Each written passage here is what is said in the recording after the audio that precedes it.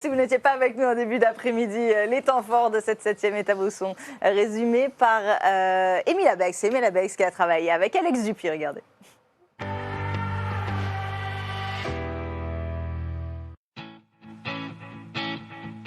Départ sinueux, interminable montée et arrivée toute plate.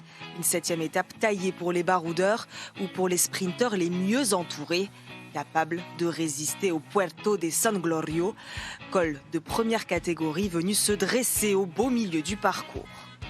À son abord, à 90 km de l'arrivée, 6 hommes sont en tête. Samuel Battistella, Fred Wright, Jesus Serrada, Omer Goldstein, Harry Sweeney et Jimmy Yancets. En tête de peloton, les équipes de sprinteurs maintiennent l'écart autour des 3 minutes. Regardez, coup de force depuis quelques instants de la Trek.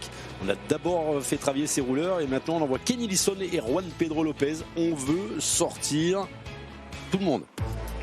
Tactique payante des coéquipiers de Mats Pedersen. Tim Merlier est le premier sprinter à craquer dans l'ascension, suivi de Pascal Ackermann.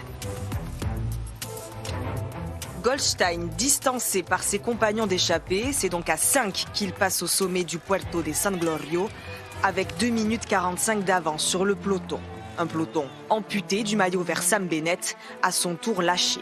Nous sommes à 64 km de l'arrivée, le suspense reste entier. Alors rentrer ou il va pas rentrer? Bennett. Bennett va rentrer. Va rentrer, mais... La question c'est est-ce que le peloton va rentrer? C'est ça. C'est plutôt ça la question. En effet, Bennett ne tarde pas à rentrer dans le rang. Le peloton, lui, peine à combler l'écart. 1 minute 30 à 18 km de l'arrivée, toutes les équipes de sprinteurs aux avant-postes. La chasse est lancée, mais l'échappée résiste. La victoire au sprint entre les 5 hommes de tête.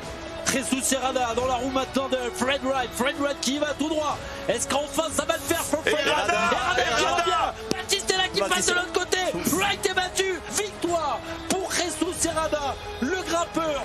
2e victoire pour lui sur la Vuelta.